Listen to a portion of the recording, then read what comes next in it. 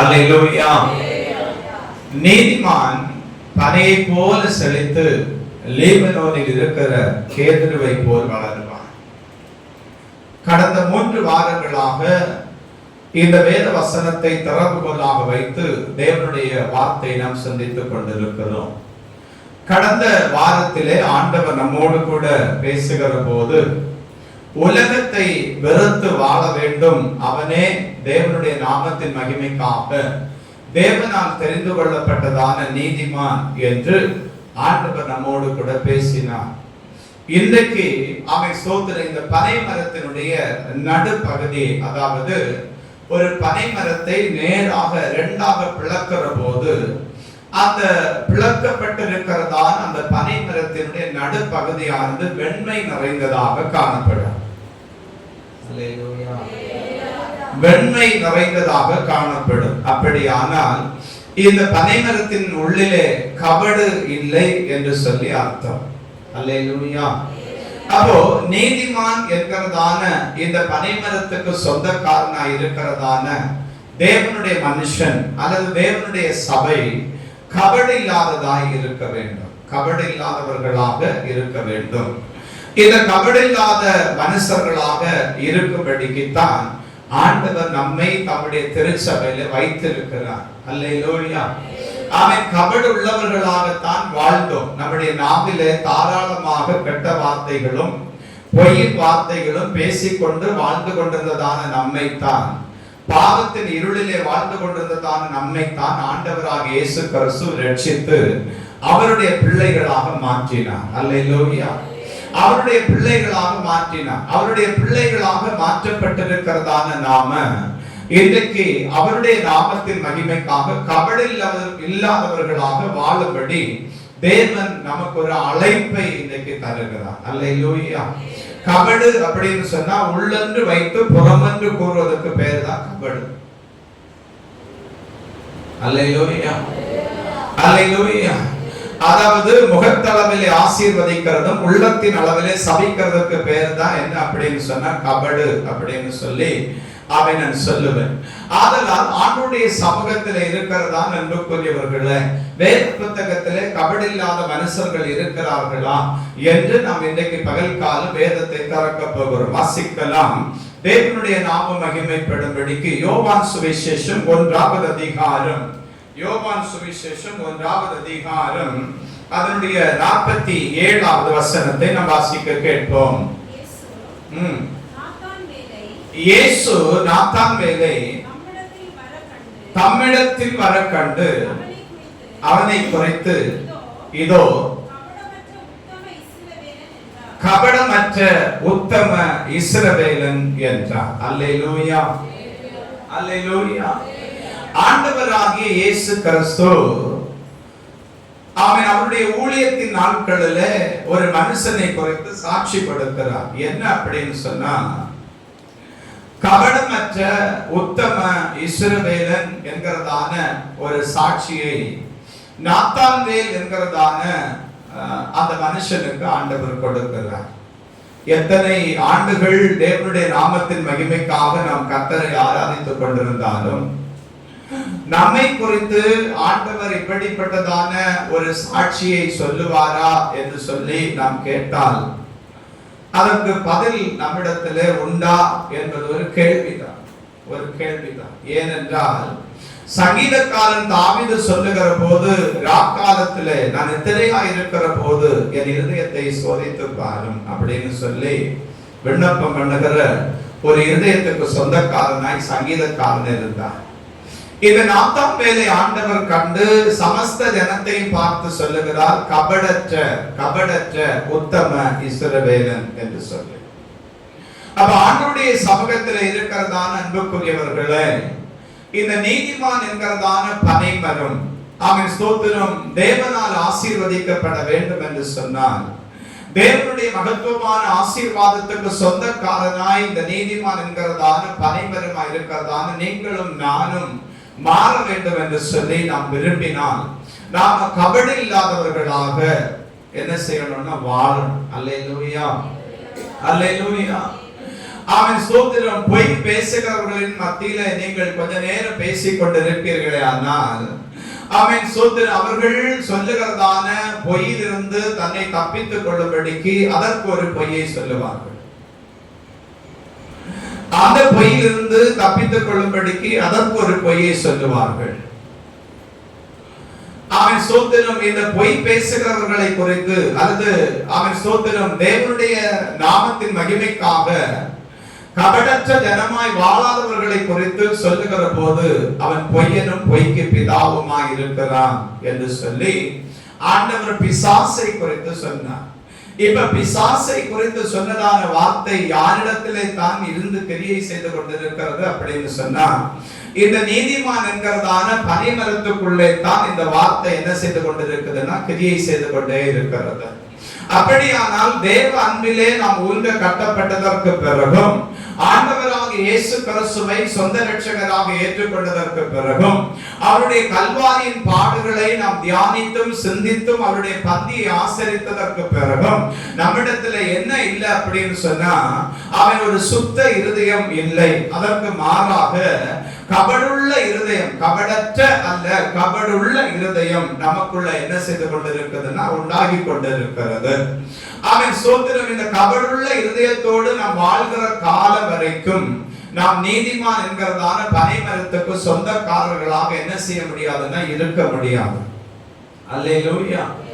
ஏதோ ஒரு காரியத்துக்காக பொய் சொன்ன உண்மைதான் இல்லைன்னு சொல்லல. ஆனா சிலருடைய வாழ்க்கையை பார்த்தீங்கன்னா பொய்யே வாழ்க்கையா மாறிடுச்சு. பொய்யே வாழ்க்கையா மாறிடுச்சு. அதாவது கடந்த சில ஆண்டுகளுக்கு முன்பதாக நான் ஒரு செய்தியை நம்முடைய தேசத்திலிருந்து அறிந்து கொண்டேன். காவல் அதிகாரிகள் சிலர் நம்முடைய சபைக்கு மேல இருக்கிறதான ஒரு இடத்திலே கடந்து வந்திருந்தார்கள். கடந்து வந்திருந்ததான காவல் அதிகாரிகள் அங்கே இருந்ததான ஒரு வயோதிக தாயாரிடத்துல அந்த தேசத்திலே உண்டானதான கலகத்தின் சூழ்நிலைகள் என்ன என்று சொல்லி விசாரித்த போது அதிலே ஒரு காவல் அதிகாரி சொன்னதான வார்த்தை, ஆமென் ஸ்தோத்திரம், இந்த வயோதிக தாயாரை அழைத்து நாம் பேசினதான வார்த்தை தான் நமக்கு திருப்திகரமாக இருக்கிறது. அவர்களுடைய பேச்சிலே நயம் இல்லை என்பதை, அவர்களுடைய பேச்சிலே உண்மைக்கு மாறான எந்த விதமான காரியங்களும் இல்லை என்பதை நாம் தெளிவாக அறிந்து கொள்ள முடிகிறது. ஆதலால் தண்டனைக்குரியவர்கள் நம்மை இங்கே அழைத்தவர்கள் தான் என்று சொல்லி என்ன செய்தாங்கன்னா தீர்ப்பு கொடுத்தாங்க. அதே தாயாரோடு கூட சில ஆண்டுகளுக்கு பிறகு நான் பேசின போது நான் கேட்டேன், நீங்கள் வார்த்தையிலே ஏன் பிசகுகிறீர்கள் என்று சொல்லுகிற ஒரு வார்த்தையை கேட்டேன். உங்கள் வார்த்தை உண்மை உள்ளது என்று சொல்லி தேசத்தின் அதிகாரிகளினாலே முத்திரையிடப்பட்டதான வார்த்தை அல்லவா? நீங்கள் ஆண்டவரை ஆராதிக்கிறதற்கு மாத்திரமல்ல, ஆமென் ஸ்தோத்திரம், திருச்சபைக்கு தாயாய் நின்று தேவநாமத்தின் மகிமைக்காக வாழ்ந்து கொண்டிருந்தவர்கள் அல்லவா? உங்கள் வார்த்தை ஏன் பிசகுகிறது என்று சொல்லி கேள்வி கேட்ட போது அவர்களுடைய 2 கண்களில் இருந்தும் கண்ணீர் தானாகவே வந்தது மாத்திரமல்ல, அவர்கள் என்னோடு கூட சொன்னார்கள், நான் கட்டப்பட்டு விட்டேன், இனி என்னால் மீண்டு வர முடியும் என்று சொல்லி எனக்கு தோன்றவில்லை என்று சொல்லி. அல்லேலூயா, அல்லேலூயா. ஆமென் ஸ்தோத்திரம். சிலர் சொல்லுகிறாங்க, உண்மையாய் வாழ்கிறது, கபடில்லாமல் வாழ்கிறது ரொம்ப கஷ்டம் பாஸ்டர். ஆமென். அப்படி கபடோடு கூட வாழ்ந்தால் தான் நாம தேசத்திலே ஆசீர்வதிக்கப்பட முடியும் அப்படின்னு சொல்லி. அன்புக்குரியவர்களே, நான் உங்களுக்கு ஒரு வார்த்தை சொல்லுவேன், பொய்யன் ஒரு நாளும் என்ன செய்ய மாட்டான்னா சமாதானத்தோடு நித்திரை செய்ய மாட்டான். அல்லேலூயா, அல்லேலூயா. ஒருவேளை பொய்யினாலே ஆமென் ஸ்தோத்திரம் நீங்கள் ஒருவேளை சம்பாத்தியங்களை சேர்த்து வைத்தாலும் உங்களுடைய வாழ்நாளுகளுக்கு பிறகு நீங்கள் சம்பாதித்து வைத்திருக்கிறதான அந்த நன்மையை அனுபவிக்கும்படி எழும்புகிற உங்கள் தலைமுறைகள் இருக்கிறது. அந்த தலைமுறைகள் நித்திய காலம் உபத்திரவத்தையே அனுபவித்துக் கொண்டிருக்கும். காரணம் என்ன? ஆமென் ஸ்தோத்திரம், உங்கள் பொய்யின் நிமித்தம், அதாவது கபடுள்ள உங்கள் இருதயத்திலிருந்து புறப்பட்டதான வார்த்தைகளும் கபடுள்ள இருதயமாய் இருந்து நீங்கள் சமதரித்தவைகளும் எல்லாம் இப்பொழுது அனுபவித்துக் கொண்டிருக்கிறதான உங்கள் பிள்ளைகளிடத்திலே நியாய விசாரணையாய் எழும்பும். அவர்கள் சொல்லுவார்கள், அவன் சோத்து எவ்வளவாய் பிரயாசப்பட்டு என்னுடைய வாழ்க்கையில் நான் சமாதானத்தை அனுபவிக்க முடியவில்லை, என்னுடைய பிதாக்கள் சவதரித்து வைத்த எல்லாவற்றையும் நான் அழித்துக் கொண்டதற்கு பிறகு என்னுடைய வாழ்க்கையில் நான் சமாதானத்தை எண்ணளவும் காண முடியாதபடி நான் தேசம் விட்டு ஓடி போய் விடலாம் என்று சொல்லி நினைக்கிறேன் என்று சொல்லி. ஆனால் எந்த தேசத்துக்கு கடந்து போனாலும் சரி, கபடா இருக்கிறதான மனுஷனை ஆண்டவர் நிச்சயமாய் தண்டித்துக் கொண்டே தான் இருப்பார். அல்லேலூயா. கபடுள்ள மனுஷனாய் வாழும்படிக்கு நாம் தேவனுடைய நாமத்தின் மகிமைக்காக அழைக்கப்பட்டவர்கள் அல்ல அன்புக்குரியவர்களே. கபடற்ற ஆமென் உத்தம இஸ்ரவேலாய் அழைக்கும்படியே தேவனுடைய ஜெப வீட்டில் நாம் அழைக்கப்பட்டிருக்கிறோம். அப்படியானால் உண்மையை பேசுகிறதுனால நம்முடைய தலையை ஒரு மனுஷன் வெட்டி எடுத்தாலும் நீங்கள் அதை குறித்து பாரப்பட வேண்டாம். ஏனென்றால் நாம் தேவனுடைய ராஜ்யத்துக்குள்ளே போய் விடுவோம். பொய் பேசி நரகத்துக்கு போய் வேதனைப்படுகிறதை பார்க்கிலும் உண்மையை பேசி அதனால் கொலை செய்யப்பட்டு தேவராஜ்யத்துக்கு போகிறது நல்லது. அல்லேலூயா. சிலர் சொல்றாங்க, நாங்க இப்படியே வாழ்ந்துட்டோம் பாஸ்டர், நாங்க நினைச்சு பார்க்கிறோம், அதை ஒண்ணு மாற்றி பார்க்கணும் அப்படின்னு சொல்லி நாங்க நினைக்கிறோம், ஆனா எங்களால முடிய மாட்டேங்குது அப்படின்னு சொல்லி. அன்புக்குரியவர்களே, அவன் நம்மால எதை என்ன செய்ய முடியாதுன்னா மாற்ற முடியாது. நம்மை மாற்றுகிற ஒருவர் உண்டு.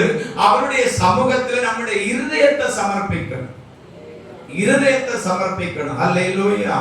அவர் என்ன பாஸ்டர் ஆபரேஷன் பண்ணுகிறதான டாக்டரா அப்படின்னு சொல்லி கேட்டா, ஆமா, அவன் சோது நம்முடைய இருதயத்தை பரிசுத்தப்படுத்துகிறதான டாக்டர் தான் நம்முடைய ஆண்டவராக இயேசு கிறிஸ்து. நம்முடைய ஆமென் சோது ஆண்டவராக இயேசு கிறிஸ்துவின் பாதத்திலே, அதாவது இருதயத்திலே இருந்து தான் என்ன செய்த அப்படின்னா கபடு புறப்படுது. அல்லேலூயா. மனுஷன் சாப்பிடுகிறதான ஆகாரம் அவனை தீட்டுப்படுத்துகிறது இல்லை, மனுஷனுடைய இருதயத்தில் புறப்படுகிறதான வார்த்தைகளே தீட்டுப்படுத்தும். ஆதலால் தேவனுடைய சமூகத்தில் இருந்து கர்த்தரை ஆராதித்துக் கொண்டிருக்கிறதான அன்புக்குரியவர்களே, நஷ்டம் வந்தாலும் பரவாயில்லை. வேதம் சொல்லுகிறது, நீதிமான் ஆணையிட்டதில் நஷ்டம் வந்தாலும் பரவாதிருக்கிறார். அல்லேலூயா. அப்போ ஆண்டவருடைய சமூகத்தில் இருந்து கர்த்தரை ஆராதித்துக் கொண்டிருக்கிறதான பிள்ளைகளுக்கும் நான் சொல்லுவேன், அன்பு பிள்ளைகளே, நீங்கள் ஆண்டவருடைய நாமத்தின் மகிமைக்காக உங்கள் பெற்றோருக்கும் என்பதாக கிறிஸ்துவுக்கும் என்பதாக கபடற்றவர்களாக இருக்கும்படிக்கு நான் உங்களை அழைக்கிறேன். சில பிள்ளைங்க என்ன செய்யறாங்கன்னா பெற்றோரை ஏமாத்தி இருந்தாங்க. அவன் இந்த பெற்றோரிடத்தில் தன்னுடைய காரியங்களை சொல்லுகிறது இல்லை. உங்கள் பெற்றோர் ஆவிக்குரியவர்கள், உங்களை ஆசீர்வதிக்கும்படிக்கு தேவ சமூகத்தில் இரவு பகலாக உபவாசித்து ஜெபிக்கிறவர்கள், உங்களுக்காக முழங்கால் ஊன்றி தேவ சமூகத்தில் வேதனைப்படுகிறவர்கள், அந்த பெற்றோரோடு கூட நீங்கள் உண்மையின் வார்த்தைகளை கட்டாயம் சொல்லணும். அல்லேலூயா. அல்லேலூயா. உண்மையின் வார்த்தைகளை கட்டாயம் சொல்லணும். பாருங்க, மருத்துவமனைக்கு கடந்து போகிறதான இடத்துல இப்ப நமக்கு வயிற்று வலி வந்திருக்குன்னு வச்சுக்கோ, நமக்கு வயிற்று வலி வந்து நம்ம ரொம்ப கஷ்டப்படுறோம், டாக்டர் கிட்ட போய் எனக்கு முதுகு தண்டுல வேதனை இருக்குதுன்னு சொல்ல மாட்டோம். சொல்லுவோமா? முதுகு தண்டில வேதனை இருக்குன்னு சொல்லி நாம குப்புறப்படுத்திட்டா நமக்கு முதுகு தண்டுக்குரியதான காரியங்கள் தான் என்ன செய்யப்படும், அங்க செய்யப்படும். அப்போ மருத்துவரிடத்திலே உண்மை பேசுகிறதான ஒரு இருதயத்தை வெளிப்படுத்துற கள்ளனும் சொல்றான், எனக்கு இங்க தான் வலிக்குது டாக்டர். புரியலையா உங்களுக்கு? அல்லேலூயா.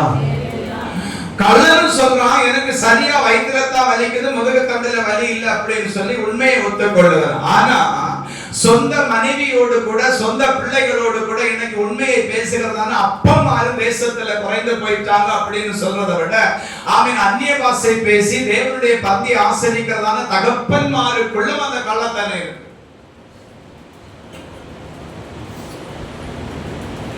நாம எல்லாரும் என்ன செய்யறோம் அப்படின்னு சொன்னா பிள்ளைகள் நன்றாக வளரணும் அப்படின்னு சொல்லித்தான் நாம நினைச்சு கொண்டிருக்கிறோமே தவிர பிள்ளைகளுக்கு முன்மாதிரி யார் அப்படின்னு சொல்லி நாம அப்துல் கலாமை காட்டுகிறது ரெண்டாவது, அப்துல் கலாமை காட்டுகிறதும் ஜாதி புஷ காட்டுகிறதும் ரெண்டாவது. முதல்ல நம்மை நாம் காட்ட வேண்டும். எங்க அப்பா உண்மையை தான் பேசுவாங்க அப்படின்னு சொல்லி பிள்ளைகளுக்கு தெரியும். அல்லேலூயா. பிள்ளைகள் ரெண்டு பேரும் மாறி மாறி அவங்க அறைக்குள்ள இருந்து கொண்டு நமக்கிட்ட என்னைக்கால அப்பா உண்மை பேசி இருக்குதா அப்படின்னு சொல்லுகிற ஒரு வார்த்தை நம்முடைய காதுல கேட்டா நமக்கு எப்படி இருக்கும்? சொல்லுங்க. நாம இப்ப என்ன செய்யறோம் அப்படின்னா, பிள்ளைகளை திருத்துகிறதற்கு உத்தம கபடமற்ற நாத்தான் வேலை நீ வாழ வேண்டும் என்று சொல்லி அல்லவோ நாம் தேவ சமூகத்திலே போய் ஆராதித்துக் கொண்டிருக்கிற ஆண்டவர் சொல்லுவாரு, முதல்ல கள்ளப்பயல நீ மனம் திரும்பிடா. அப்படி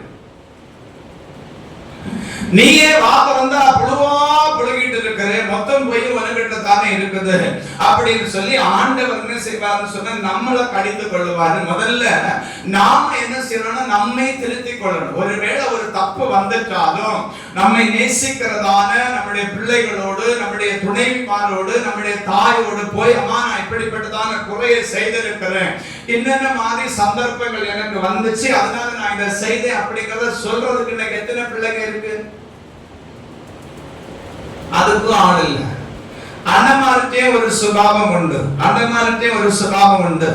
கபடமற்ற உத்தம இஸ்ரவேல் என்கிறதான நாத்தான் வேலாத்தான் அவனுக்கு இருந்தபடினால தானே உன்னை இவ்வளவு நாள் கூட்டிட்டு நடந்த வாழ்க்கை துணை அப்படின்னு சொல்லிக் கொள்ளுவாங்க. ஆனா தேவனுடைய நாம மகிமைப்படபடிக்கு நான் உங்க பார்த்து ஒரு வார்த்தை சொல்றேன்னு, நீங்க தொழில் ரீதியாக வேலை காரியமாக அயல் நாடுகளுக்கு அயல் ஊர்களுக்கு எத்தனையோ தடவை பிரயாணம் பண்ணுகிறீங்க. எந்த இடத்துல எல்லாம் பதவி பேசினீங்க அப்படிங்கறத சொல்லி நீங்க அம்மா மாட்ட எத்தனை பேர் சொல்லுவீங்க?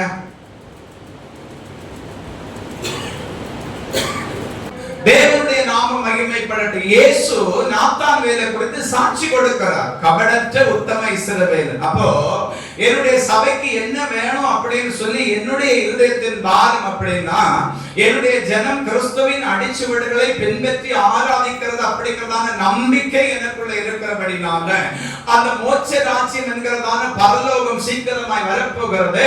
கைவேலை இல்லாத அந்த ராஜ்யத்துக்குள்ளே பிரவேசிப்பதற்கு முன்பதாக தேவனால் சாட்சி பெற்றிருக்கிறதான ஜனமாக என் ஜனம் மாறணும் அப்படிங்கிறதுக்கு தான் இங்க ஆராதனையை தவிர ஆள் கூட்டுறதுக்கு இல்ல. புரியலையோ? அல்லேலூயா. எப்படி போல அப்படிங்கிறதுக்காக வாழும்படிக்கு தேவன் நம்ம இந்த பூமியில என்ன செய்யலன்னா வைக்கல. இப்படித்தான் வாழ வேண்டும் என்று சொல்லி ஒரு நீதியை நமக்கு கற்பிக்கும்படிக்கு ஒரு நியாயப்பிரமாண புத்தகத்தை நமக்கு தந்து இதன்படி ஒவ்வொரு நாளும் வாழு என்று சொல்லியே ஆண்டவர் நம்மை திருச்சபைக்குள்ளே வைத்திருக்கிறார். ஆதலால் ஆண்டவருடைய சமூகத்தில் இருந்து கர்த்தரை ஆராதிக்கிறவங்க போய் சொல்லாதிருங்க. தயவு செய்து போய் சொல்லாதுங்க. நீங்க ஒருவேளை சொல்லலாம், ஆமென் ஸ்தோத்திரம் தேவனுடைய நாமம் மகிமைப்படட்டும், யாருமே அறியல பாஸ்டர் நான் சொன்னதான பொய் அப்படின்னு சொல்லலாம். ஆனா கட்டாயம் ஒரு நாள் வெளியே வரும். அல்லேலூயா. கட்டாயம் ஒரு நாள் வெளியே வரும். பாருங்க, நீங்க உங்க வீட்டு முன்னாடி முத்தத்துல அவன் மண்ணை நன்றாய் கிளறி விதைத்து வைக்கிறதான ஒரு தானியம் வெளியே வருகிறது போல, ஒரு குறிப்பிட்ட நாளுகளுக்கு பிறகு அது நிச்சயமாக வெளியே வருகிறது போல, நீங்க சொன்னதான பொய்க்குரியதான தண்டனை உங்க வீடு தேடி கட்டாயம் வரும். இது நமக்கு தேவையா? சிலர் பொய்யிலே பிறந்து பொய்யிலே வாழ்ந்து பொய்யிலே வளர்ந்து பொய்யிலே ஆசீர்வதிக்கப்பட்டு பொய்யிலே செத்து போயிடும். முழுக்க முழுக்க பொய் தான், ஒரு உண்மையும் கிடையாது.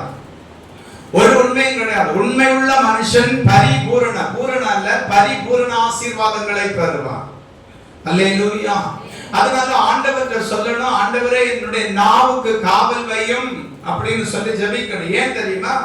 அவன் சோதரனை இந்த வார்த்தையை சொன்னேன், இந்த நாவல அவன் பொய்யினுடைய வார்த்தை என்கிறத என்ன செய்யக்கூடாதுன்னா வந்துடக்கூடாது. உண்மை பேசுகிற மனுஷர்களாக நம்ம வாழணும்.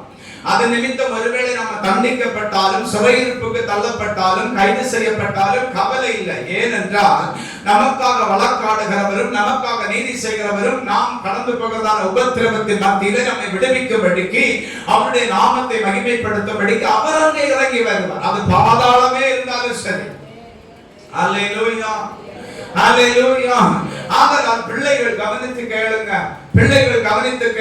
வாலிப வயதை நீங்கள் எட்டி கொண்டு இருக்கிறீர்கள். அவன் ஒரு நாள் என்ன செய்யக்கூடாதுன்னா பொய் சொல்லக்கூடாது. உங்களுக்கு யாராகின அப்பாவோ அம்மாவோ சொந்தமா மொபைல் போன் வாங்கி தந்திருந்தா எந்த நேரத்திலே உங்க மொபைல் போனை உங்களை கேட்காம அப்பாவும் அம்மாவும் திறந்து பார்க்கறதுக்கு அனுமதி இருக்கணும் உங்க மொபைல் போன்ல.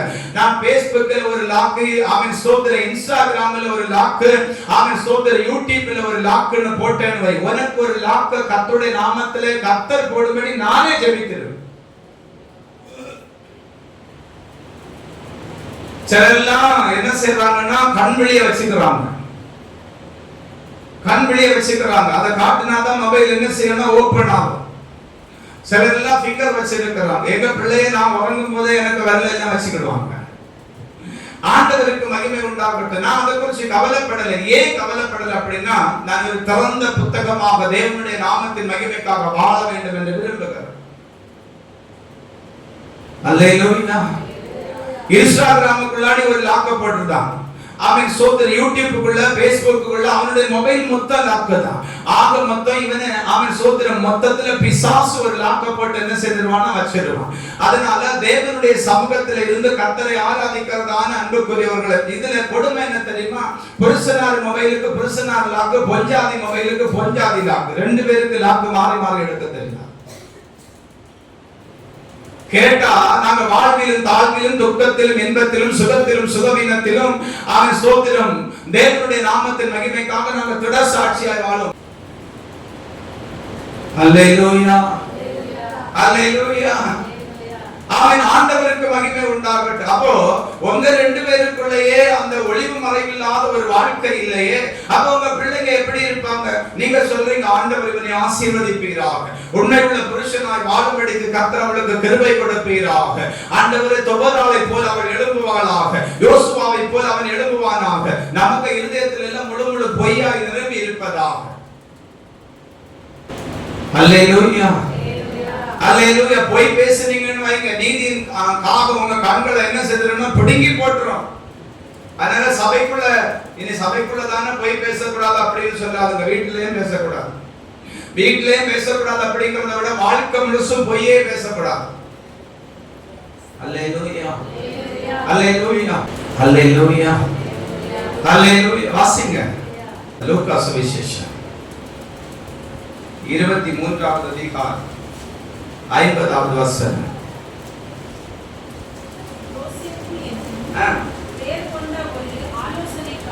யோசேப்பு என்னும் பெயர் கொண்ட ஒரு ஆலோசனைக்காரன் இருந்தான்.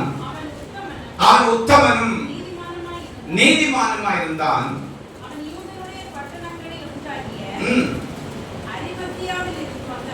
அரிமத்தியாவில் இருந்து வந்தவனும் தேவனுடைய ராஜ்யத்துக்கு காத்திருந்தவனும் யூதர்களுடைய ஆலோசனைக்கும் செய்கைக்கும் சம்மதியாதவனுமாய் இருந்தான். அல்லேலூயா. இங்க யோசேப்பு என்னும் ஒரு மனுஷனை குறித்து நம்ம வாசிக்கிறோம். பாருங்க, ஆண்டவர் யோபுவை குறித்து சாட்சி கொடுத்தார். 1ஆம் அதிகாரத்துல நம்ம வாசிக்க முடியும். யோபு உத்தமனும் சன்மார்க்கனும் பொல்லாப்புக்கு விலகுகிறதுமான மனுஷன் என்று சொல்லி யோபு 1ஆவது அதிகாரத்துல ஆண்டவர் யோபுவை குறித்து சாட்சி கொடுத்தார். அப்போ அவன் கபடம் இல்லாத ஒரு இருதயம் யோபுக்குள்ள, இந்த யோசேப்புக்குள்ள இருக்கிறது அப்படின்னு சொல்லி நாம படிக்கிறது அல்ல வாழ்க்கை, நாம படிச்சதை கடைபிடிக்கிறது தான் வாழ்க்கை. அல்லேலூயா. நாம படிக்கிறது அல்ல வாழ்க்கை, நாம படிக்கிறோம். நாம ஸ்தோத்திரம். தேவ நாமத்தின் மகிமைக்காக நாத்தான் மேல் கபடற்ற மனுஷனா இருந்தான், யோசேப்பு கபடற்ற மனுஷனா இருந்தான். அவன் ஸ்தோத்திரம் தாவீதை குறித்து கூட ஆண்டவர் சொல்லுகிற போது பத்சேபா என்கிறதான ஒரு காரியத்திலே தவிர மற்ற எல்லா காரியத்திலும் அவன் தேவனுடைய இருதயத்துக்கு ஏற்ற ஒரு மனுஷனா இருந்தான். அல்லேலூயா. தேவனுடைய இருதயத்துக்கு ஏற்ற ஒரு மனுஷனா இருந்தான். அப்போ ஆண்டவருடைய சமூகத்துல இருக்கிறதான கர்த்தருடைய பிள்ளைகளா இருக்கிறதான நமக்கு அந்த எண்ணம் வேணும். என்ன அப்படின்னா, இந்த யோபு தேவனால் சாட்சி பெற்றது போல இந்த நாத்தான் வேலை குறித்து ஆண்டவராக இயேசு கிறிஸ்து கபடற்ற உத்தம இஸ்ரவேலன் என்று சொல்லி சாட்சி கொடுத்தது போல அவன் என்னை குறித்தும் சாட்சி கொடுக்கிறதான ஒரு ஆவிக்குரிய ஜீவிதம் நான் வாழ்கிறதான இந்த உலக வாழ்க்கையில கர்த்தர் எனக்கு தர வேண்டும் என்று சொல்லி விண்ணப்பிக்கிறவரே ரட்சிக்கப்பட்டவர். அல்லேலூயா.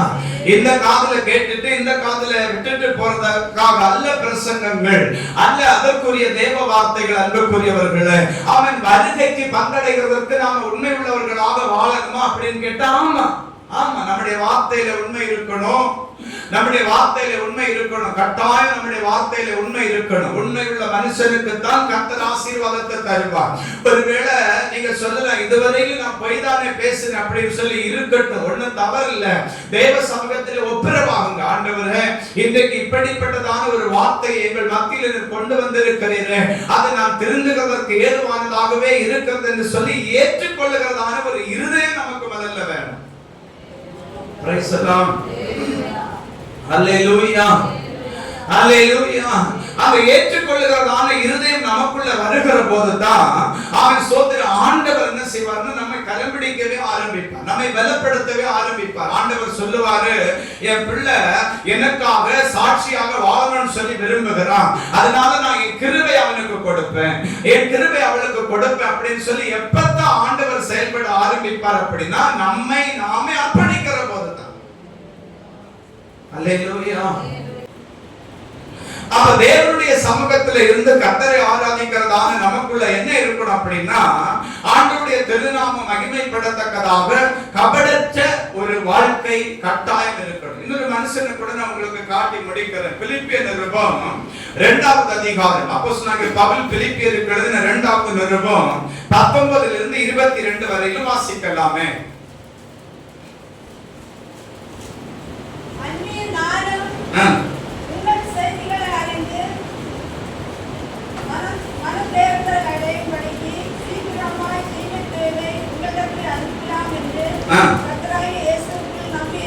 கர்த்தராகிய இயேசுவுக்குள் நம்பி இருக்கிறேன்.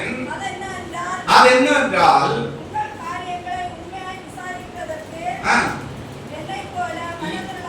என்னை போல மனதுள்ளவன் வேறு ஒருவனும் என்னிடத்தில் இல்லை. பாருங்க, பவுல் அப்போஸ்தலன் வந்து தீமோத்தேயுவை குறித்து ஒரு சாட்சி கொடுக்கிறார். என்ன அப்படின்னா அவன் சோதரன் தீமோத்தேயுவை நான் உங்களிடத்தில் அனுப்புகிறேன், என்னை போல உங்களை விசாரிக்கும்படிக்கு அவனே அன்றி வேறு ஒருவன் என்னிடத்தில் இல்லை. பாருங்க, பவுல் அப்போஸ்தலன் தேவனுடைய ஊழியத்தை நிறைவேற்றினான அந்த நாட்களில் பவுல் அப்போஸ்தலனுக்கு உடன் ஊழியக்காரனாக இருந்ததான இந்த மனுஷன் தான் தீமோத்தேயு. அப்ப இந்த தீமோத்தேயுவை குறித்து பவுல் அப்போஸ்தலன் சாட்சி கொடுக்கிறார். அப்போ தேவனுடைய திருநாமம் மகிமைப்படும்படிக்கு கர்த்தரை ஆராதித்துக் கொண்டிருக்கிறதான நம்முடைய வாழ்க்கை என்ன செய்யணும் அப்படின்னா அவன் ஸ்தோத்திரம் சாட்சி உள்ளதாய் மாறணும். கட்டாயம் சாட்சி இருக்கணும் நமக்கு. அதாவது நாம சாட்சி உள்ளவர்களாக மாறிட்டாலே நம்முடைய பக்கத்து வீட்டுக்காரங்க எல்லாரும் ரட்சிக்கப்பட்டுருவாங்க. ஆத்மா ரட்சிக்கப்பட முடியாததற்கு ஒரு காரணம் யார் அப்படின்னா நம்முடைய சாட்சியற்ற ஜீவிதம். சுவிசேஷம் சொல்றது ரட்சிப்போம் இருக்கட்டும், இல்லைன்னு சொல்லல. சுவிசேஷம் தான் என்னத்தை ரட்சிக்கும். அந்த சுவிசேஷத்தை பெற்றெடுக்கிறதான நாம பிள்ளைகளுடைய திருமண காரியத்திலும் போய், ஒரு நிலம் அங்க போனா போய், ஒரு தொழில் செய்தா அதுல போய், ஆசீர்வாதத்துல போய், அவன் சோத்திர மாமியார் மருமகளும் மாறி மாறி போய், சரி அதுதான் முடிஞ்சு போச்சு அப்படின்னு சொன்னா அவன் சோத்திரம் பிள்ளைகளோடு போய், சொந்தக்காரங்களோட போய், எதுக்கெடுத்தாலும் போய். அப்ப எப்படி கர்த்தர் நம்மள நீதிமான பார்ப்பாரு? எப்படி நாம அந்த நீதிமான்ங்கிறதான பணிமரத்துக்கு நாம சொந்தக்காரனா மாறுவோம்? பாருங்க, நம்முடைய வஸ்திரத்துல ஒரு அழுக்கு பட்டுச்சுன்னா அது கலர் வஸ்திரமா இருந்தாலும் சரி, நல்ல வெள்ளை வஸ்திரமா இருந்தாலும் சரி, அது ஒரு நேரத்துக்கு அடுத்த நேரம் நாம என்ன செய்ய மாட்டோம் அப்படின்னா சுத்திகரிக்காம நம்முடைய சரீரத்துக்கு நாம பயன்படுத்த மாட்டோம். ஏன் பயன்படுத்தல அப்படின்னா நாம வெளியே போகிற போது நம்மோடு கூட சேர்ந்து வருகிறதான ஜனத்தின் மத்தியில அது இடையூறை கொண்டு வரும் அப்படின்னு சொல்லி நமக்கு நன்றா என்ன செய்யணும் தெரியும். அல்லேலூயா. நன்றா தெரியும். அதனால நாம உடனே என்ன செய்திருந்தோம்னா வஸ்திரத்தை மாற்றிடுறோம். என்னைக்காவது நாம இப்படி சிந்திச்சோம்னா அவன் ஸ்தோத்திர தேவனுடைய நாமம் மகிமைப்படட்டும், இந்த மேல் வஸ்திரத்தை மாற்றி இருக்கிறதான நானு என்னுடைய ஆவிக்குரிய வாழ்க்கையில உள்ளிலே இருக்கிறதான அழுக்கு வஸ்திரத்தை மாற்றும்படிக்கு நான் என்னைக்காவது முயற்சித்திருக்கேனா? அதே இதுல தான் இருக்கிறோம். வஸ்திரம் தான் மாறி இருக்கே தவிர ஆளு மாறல, இருதயமே என்ன செய்யலன்னா மாறல. ஆனா பவுல் சாட்சி கொடுக்கிறாரு தீமோத்தேயுவை குறித்து, என்னை போல உங்களை விசாரித்து அறியும்படிக்கு இந்த தீமோத்தேயுவை அல்லாமல் வேறு ஒருவனும் என்னிடத்தில் இல்லை, தீமோத்தேயுவை நான் உங்களிடத்தில் அனுப்புகிறேன், அவன் உங்களை விசாரிப்பான் என்று சொல்லி நீங்கள் கபடமற்ற உத்தம இஸ்ரவேலாய் வாழும்படியே தேவனால் அழைக்கப்பட்டவர்கள். நாத்தான்வேல் என்கிறதான தேவ மனுஷனை குறித்து ஆண்டவர் சாட்சி கொடுத்தார். அவன் இஸ்ரவேலுக்குள் எல்லாருக்கும் அவன் இந்த நாத்தான்வேல் என்கிறதான மனுஷன் சாட்சி பெற்றவனாய் இருந்தான். அது மனுஷனிடத்திலிருந்து வந்த சாட்சி அல்ல, ஆண்டவராகிய இயேசு கிறிஸ்துவிடத்திலிருந்து வந்த சாட்சி. அந்த சாட்சி மெய்யா இருக்கிறது. அந்த சாட்சி சாட்சியை குறித்து வேத புத்தகம் இன்றளவும் பேசிக் கொண்டிருக்கிறது. இன்றளவும் பேசிக் கொண்டிருக்கிறது.